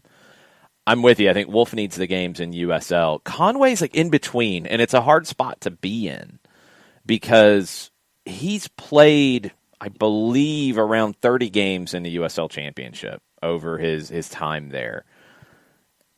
Playing there isn't going to improve him. It will keep him sharp. He did play in the opener. He didn't make the trip to Oklahoma City the first time around. You've got a decision coming up this weekend. I would assume if Lisandro Lopez is not available, that Jackson Conway would stay with the first team and not go out to Oklahoma City. He'd have to. Yeah. But the good thing you about don't have Philip Goodrum too for the twos. Right. Yeah, but you're not thinking about it that way. You can't think about I need to take him to the twos because they don't have a player up front. Mm-hmm. Somebody will play up front, and that's the nature of the twos. But the good thing here is you do have that midweek game next week with the twos. That Conway is at home, and Conway might be on the bench on Saturday. Maybe he doesn't play. He could play Wednesday at home in a twos match. You do have to keep him fresh, but, man, it's a tough spot because he's right there in between the two. I'd love to see him get an opportunity. Yeah, me too. But, again, I mean, when I read that report this morning, I just got kind of a nauseous feeling because I can only imagine what Lisandro must be feeling right now. And soccer is so secondary to all of that. So I hope he takes all the time he needs, that he's given all the time that he needs, and I'm sure he will be to make a decision on this. But my heart just goes out to him. I mean, what a devastating situation, and it's really, really hard sometimes to think about the sporting element of it when someone's going through something so deeply personal like that. So just all the best to Lisandro. I mean, he's obviously someone who is extremely well respected in this dressing room, and I hope, and I'm sure he will get all the support he needs. Yeah, absolutely. As Gabriel Heinze said multiple times now when he's been asked about it, he's only thinking about what's good for Lisandro the person, not worried about what he is as a player at the moment. It's about Lisandro the man and his family. So we'll keep you posted on anything that comes out of that. It's probably not going to be a quick decision, and that's what it is. That's fine. Mike, we will talk to you on Friday, but I will talk to you later this afternoon for stoppage time. Yes, stoppage time, 2 p.m. on the 92.9 The Game Facebook page. We'll take your questions and your comments, and we'll look back at Miami, look ahead to Montreal, and I'm sure other things will probably come up too. So we'll they always do. We'll dance through all of that. We will do our best to dance. Thanks, Mike. Okay, see you guys. Be good. All right. I have a little bit of this. Very important tweet from the U.S. Consumer Product Safety Commission. Do not fill plastic bags with gasoline. Oh, God. That actually needed to be tweeted. Do not fill plastic bags with gasoline. All right, so what state did this happen in to where the Product Safety Commission had to do this tweet?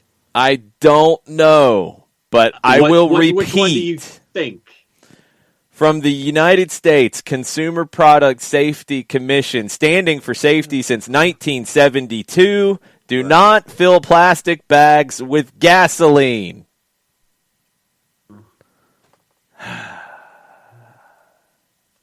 That's why you get the gas can. Yes. If you need to do something like this. Approved containers only, people. Not plastic bags. Oh, boy. Patrick, don't tell anybody too loudly that it was you, okay? Don't tell anybody. Don't tell on yourself in here. I don't know how you deal with that. I mean, yes. You fill it up, like, I'm not even going to try to put my brain in that brain, and no, I got nothing. No, why is it that Florida man popped into my head as that example? It could be Georgia man, Alabama man, Mississippi man. They're all fair game. Ugh. Colonel, I'm going to assume, although they did not say, half full, not okay either. Yes, I would agree. Half full, any full. I'm going to go with not okay, but that's just me. That's not the Product Safety Commission speaking. Oh, any full is not okay. I just love when those tweets pop up and it's like, really? That's where we're at? Yeah. Okay. Yeah. Good times. It's just, well, okay. So, Ricky Ricardo has sent a link in the Twitch pitch to a tweet where the people are allegedly filling the plastic bags with the gasoline. Apparently, the video is from 2019. It's not during this gas show. They're still reminding you, don't be that guy. Don't fill plastic bags with gasoline. Thank you, Ricky Ricardo. Don't be that person. No. All right, we got MLS Fantasy to talk about, John. There's no plastic bags of gasoline in it. No, thankfully. All right, so let me go and find the love-hate from Ryan Walker so we can talk about that and get into this week's fantasy. Yes. Keep clanking away. I'm clanking away as best I can. People can only see you clanking. Yes, I know. Okay. Nick Alifi adds in, do not use styrofoam either. No, that is also a bad deal. Don't do that. That's bad. Yes, Modiflow, I am disembodied today because the internet blew up my Skype video connection for some reason, and I don't understand it, and I've tried everything, so you're stuck with John for visual entertainment. Yes. Hello. He's going to do a dance in just a minute. No, you don't want that. Week 5, love-hate, courtesy of ATL Ryan Walker on the Twitters and Jason Wright with a W-A-G-E-N, the commissioner of said fantasy league. Here's your love-hate for Week 5. Love. Jovan Jones at 4.8. 2% ownership right now. All right. I'm done. That's good for me. I'm in. I'm sold because he gets Montreal, which is doable for him. And he gets Cincinnati in the second time around. Yeah. And you get the best of those two for him. That's the way double game weeks work now. You get the best of the two games. Yes, I love the Jovan Jones pick. I am sold. He's in my team now. He's part of Polyolandia. Wow. Okay.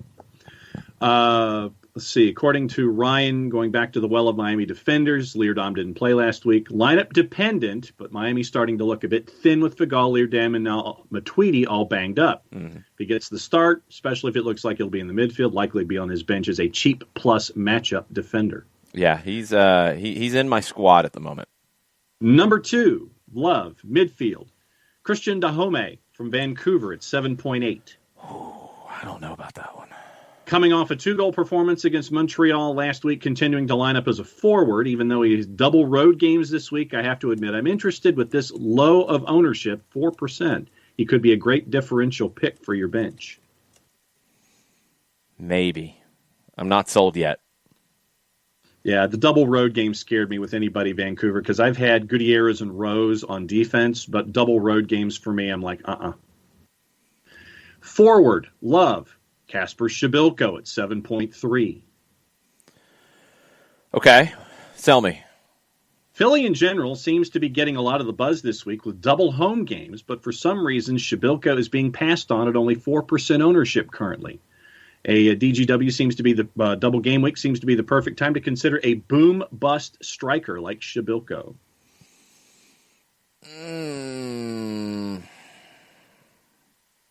I right now have Rubio Rubin, who plays Nashville. I have Chicharito, who plays Austin. And I have Cade Cowell, who gets a Seattle game and a Portland game. Those are tough matchups for Cade. Yeah. But I figure looking at MLS After Dark, 5.9, you hang on to him. I figure it doesn't matter if you hang on to him, really. I've got, I went double game week with Cade Cowell, and I'm riding a hot streak, I'll admit it. So I've got Chicharito as well, along with Cade Cowell up top. I like the Shabilko pick, but I don't know if I need to drop one of these guys to get Shabilko into my team. I don't know yet. Ryan is saying a 2-game Kasper over a single-game Rubin.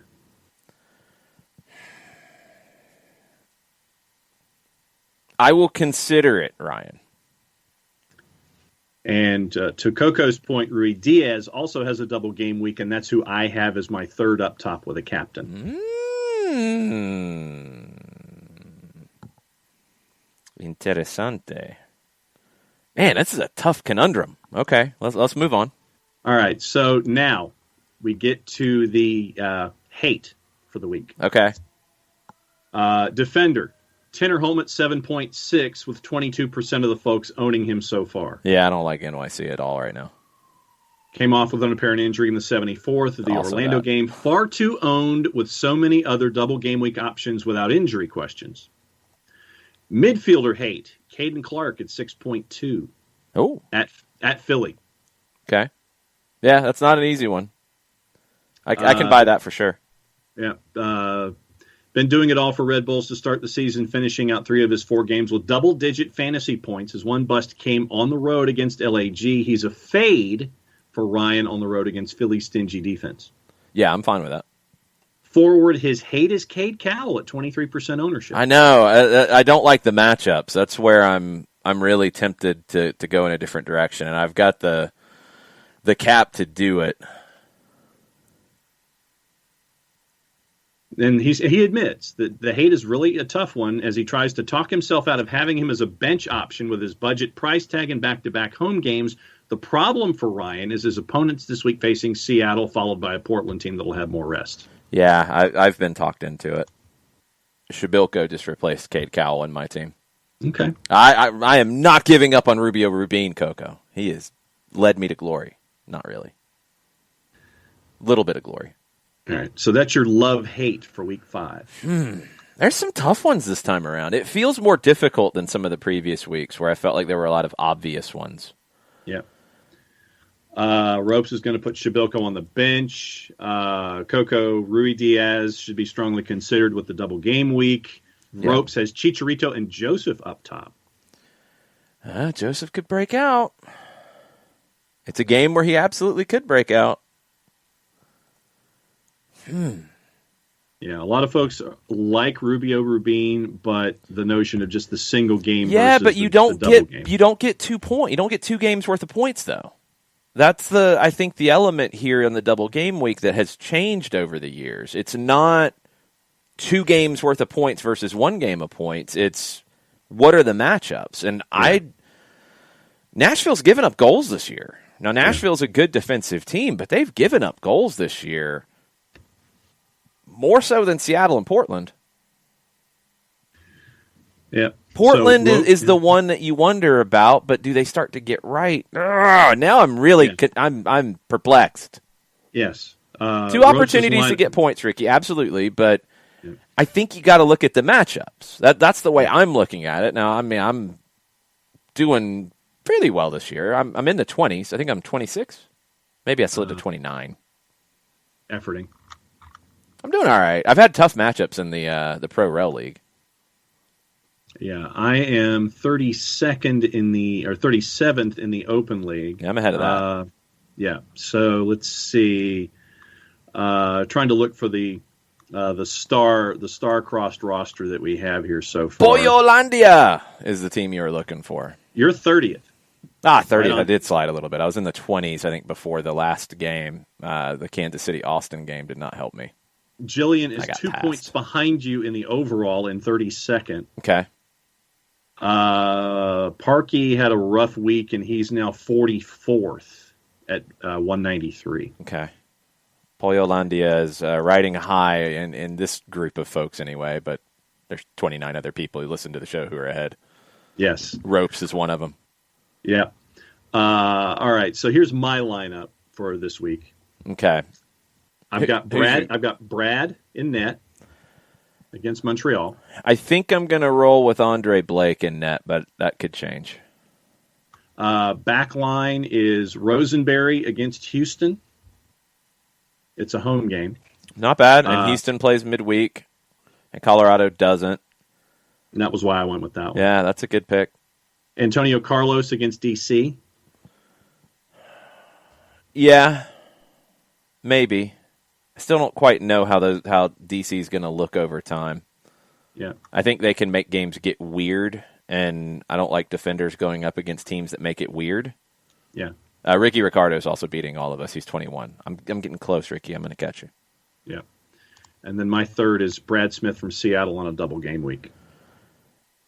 I've got Brad Smith. I was sold on Jovan Jones, and I have Brooks Lennon as my other defender. And he's creating all the chances. Can he get some assists out of these chances he's creating? It's coming.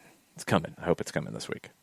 Midfield, I'm debating a 3-5-2 right now, but right now I've just got 4.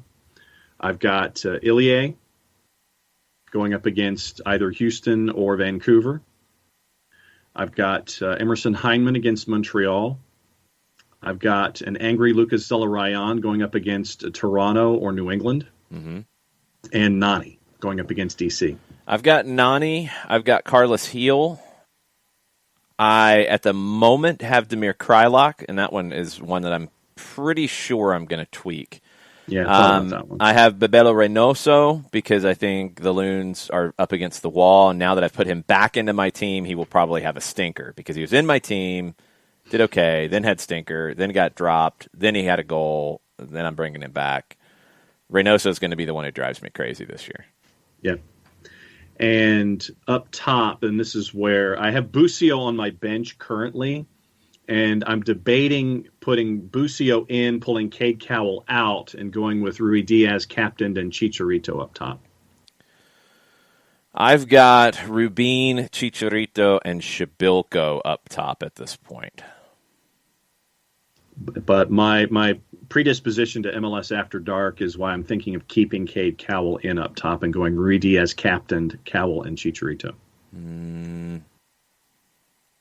It's a tough one to call. This week is a really tough one.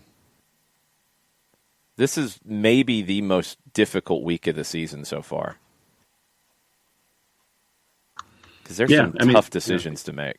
There are, definitely. And, I mean, you're sitting there and you're looking at matchups and double game weeks and trying to gauge, okay, would he be in both? What's the matchup? Is he saved? So there's a lot of thought having to go into this week. Yes. Okay. I'm going to roll with Blake in net, Jovan Jones, Brad Smith, Brooks Lennon in the back, Nani, Reynoso, Zelarayan. You sold me on it. Carlos Heel in the midfield, Rubin, Chicharito, and Shabilko up top. That's my lineup, and I am going to captain.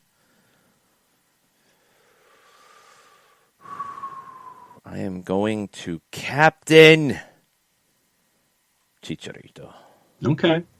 I debated Chicharito, but I went with the possibility of the double game week, and that was why it gave me more chances to have something captained with Rui Diaz on a double game week. Against Austin with no Alexander Ring, I'm going with Chicharito.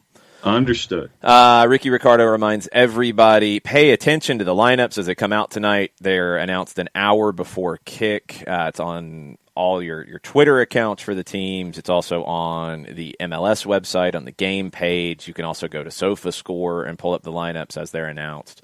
Check them, because with midweek games, sometimes those lineups get funky. Mm-hmm. Very funky. Mm-hmm. So you got to be ready for that. Okay. Other stuff today that we have not touched on yet. If you did not hear the line from Gareth Bale's agent, Jonathan Barnett, speaking about Gareth Bale's former manager, Jose Mourinho, it's pretty good. He said about Mourinho, he's a very successful coach, but Julius Caesar was also very good. But I don't think he would be very good with the armies now. Wow. Good morning. Wow, Jonathan Barnett. That is harsh. Very curious to see what Jose Mourinho has to say on his Instagram account. And he's not wrong, Nick. No, he's not wrong. That's definitely pew-pew. That's a good one. Also a good one, UEFA is considering banning for 2 seasons Real Madrid, Barcelona, and Juventus because they still have not given up on the Super League. The Super League. They still have not given up on this. Sign the settlement agreement. The other 9 clubs are like, yeah, we're cool. We're not doing that stupid thing. Take the 5% penalty. We're good. Here's a check. Yeah, we're cool. We'll be in the competition. These 3 are holding out for nothing. For nothing. Yeah, I have no idea. Nothing. Juventus could be playing in like the pub league in Italy and not playing in the Champions League. They might not qualify for the Champions League anyway. That's a whole other topic. They might be kicked out of Serie A. I don't think La Liga is going to kick Real Madrid and Barcelona out, but who knows at this point? Why are they still holding on to this stupid thing on paper? Ego and whatever. I just... I sign the damn paper. Stop it. Esto es el fútbol. Ama al fútbol. Ama al fútbol. Mm-hmm. Oh, yeah. Not the fake Super League. Ama el fútbol. Oh, El Chiringuito tackling Juve would be amazing. They got enough to deal with Real Madrid and Barcelona. They can't even. Mm-hmm. They don't even have time to get into Juventus. Who wants to win La Liga right now? Barcelona doesn't, because they blew the lead twice yesterday. It was very bad. Who's going to stay up in Germany is another topic, and it's a weird thing today. Andreas Ernst, a journalist in Germany, is reporting that 3 Schalke players have tested positive. 4 other players are quarantined due to being close contacts. Today's match that will kick off in a little over an hour was still set to take place. I believe it is still set to take place. This is the match that gets everybody back. Remember, Hertha had a bunch of games that were postponed because of their COVID issues. Everybody will be on 32 games played. 2 rounds left after this. Schalke, adios, relegated, bye. Yep. Hertha is in 14th, but they're level on points with the playoff spot, 16th, Arminia Bielefeld. And they're only 2 points clear of the 17th place team who gets relegated in Köln. Things might have just fallen into Hertha's lap. Hertha's at a minus 200. Schalke's at a plus 580. Minus 200 feels like they're still giving money away with 7 guys that are going to be out. Yeah, that is. I generally don't like odds that are that not appealing. That feels like it's a gift of cash. And then after Hertha's match with Schalke today, this weekend they host Cologne on Saturday morning. Yeah, and that's one that Cologne could shift everything with that. Napoli blew out Udinese 5-1. They look like they're going to get into the Champions League on merit thanks to Gennaro Gattuso, who is now being linked with a move to Fiorentina, which is weird. I hope he stays at Napoli. I hope they can figure out how to work together. 2 crazy men. Gattuso, crazy. De Laurentiis, crazy. You're best off together, folks. Come on, ADL. Come on, Gattuso. Stick together. Continue to grow this thing at Napoli. Inter might need a manager. Conte's future is uncertain. We've mentioned it on a couple of different shows. It's been reported that the ownership is asking players to give up 2 months' wages to help the team financially. The ownership's going to meet with Conte to discuss the future. Press conferences have been canceled to avoid spreading rumors. Conte's refusing to confirm that he's going to stick around. They're going to meet either after the Juventus match or after the Udinese match. If Inter wants to downsize and Conte's salary could get cut, he might walk. And other big names might walk as well. A lot of the management staff could say, yep, we're gone too. Yay for the title, boo for what could come next. Is no good. No bueno. Is no bueno. Gianluigi Buffon, 43 years old now? Allegedly. You don't believe his age? Are you questioning Buffon's birth certificate, John? 43. Turned 43 in January. Okay. A little surprised by that. He says he is leaving Juventus at the conclusion of the season, and he is looking for an adventure elsewhere. Who's going to sign Buffon in MLS? Miami. He could probably walk in and start at 43. Mm-hmm. He's apparently John McCarthy's Atalanta. all right. He's already turned down Atalanta, by the way. Coco says NYC. No, Sean Johnson's not. Sean Johnson's there. No. I was trying to find a place that he could instantly fit in. Buffon and Beckham. It makes too much sense to me. Yeah, Miami's one that would make sense.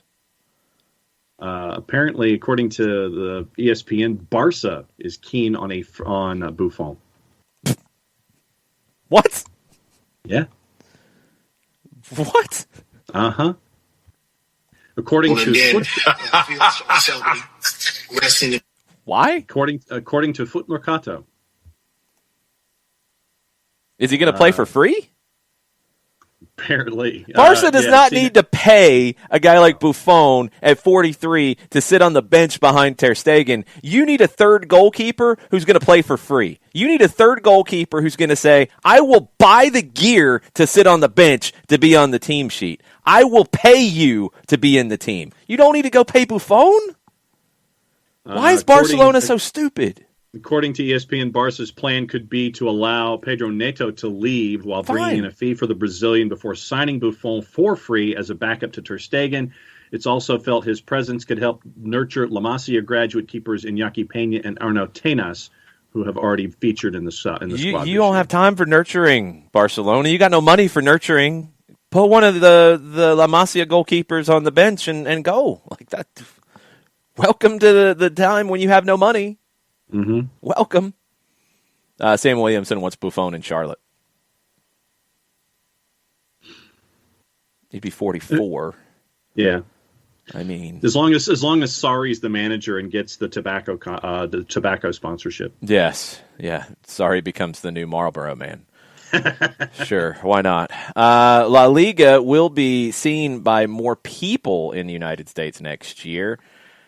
Disney and Javier Tebas of La Liga are expected to announce this on the Spanish side. It has been reported here in this neck of the woods that ESPN will hold the English and Spanish media rights for La Liga. That will begin in August of 2021. That will break the deal that was in place, I think, through 24 with beIN Sports. $500 million in TV rights is what's being reported. The Spanish side of it is big for ESPN to port this. Really big for them. The English side, for people who want to watch and don't have access to beIN Sports, is huge for ESPN Plus. I would imagine that El Clásico will end up on ABC a couple times a year, which is awesome. Yep. Very, very cool. Sorry. Maurizio Sarri is going to be the Camel Man, Kepsi. Is that what you want to go with? I was going to give him the Marlboro Man thing because it's higher class, but I didn't know the Camel Man was something he would want to be. My bad. Yes, it does not leave beIN in a good place, Tommy. That's no bueno. But it will be great for La Liga. It'll be huge for the league's presence in this country. We don't know if Ronald Koeman will be managing Barcelona on ESPN Plus or ABC or ESPN2 or ESPN or ESPN News. His future had been called into question. He's done a really good job with all the madness that has been there, but he's kind of fallen apart here at the end. 2-0 lead, 3-2 lead. They blow them both. It's a draw. He said coaches are always questioned, but I understand that after that second half, there are questions. We're disappointed, and we're wondering what happened. We have to move on and prepare for next season. There's a lot of talk in Spain that he might not to get prepared for next season. Today at 4, Atletico Madrid hosts Real Sociedad. Tomorrow at 4 Eastern, Real Madrid is at Granada, and that will get them through match week 36. It's not good for Barca. It seems like everybody's trying to throw this thing away. Real Madrid doesn't have any of their starting back four. Ramos, Varane, Carvajal, Mendy, all out for the last few games. Now with Mendy being out for the rest of the way, Marcelo will probably play on the left, but he couldn't train on Monday. He's questionable to play Granada on Thursday. Atleti's got to get this thing done, right? Yeah. I'm just sure. We guess. It's like the main sounder for the top 3 teams in La Liga is the truck backing up. That's all that I'm hearing in the last couple of weeks in this league. Yeah, basically. Virgil van Dijk is not going to play in the Euros this summer. He is going to take a longer-term outlook for getting right for a big year and a half starting this fall with Liverpool and then finishing 2022 with a World Cup for the Netherlands. So he is going to sit out the Euros. That does not help Frank de Boer's Dutch side in this summer's tournament. One more, the playoff matches at Bournemouth and Barnsley will be the first professional matches to have fans in the stands in England. Simon Stone reported that. Those are when, John? Early next week, I believe. Championship. Hang on just a second. I think it's, what's the 17th? 5 days from, so Monday. Monday. Thank you, Brett. Monday at 1 and 3:15.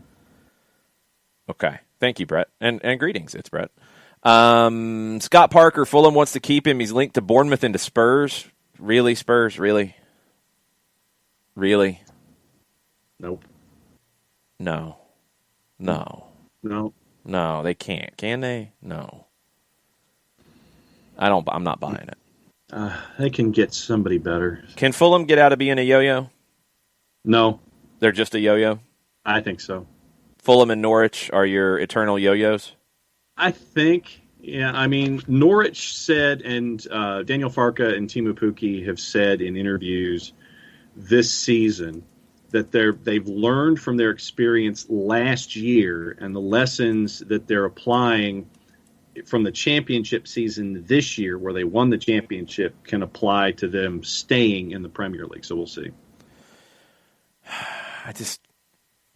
Because Norwich, to me, develops talent and then sells it off. I mean, you see with Aarons and Cantwell, folks that they hang on to, and then you worry that if they were to sell them on, where's the future development coming from, and can they afford losing players of that kind of an impact to stay up in the Premier League? And I think that's the question, really.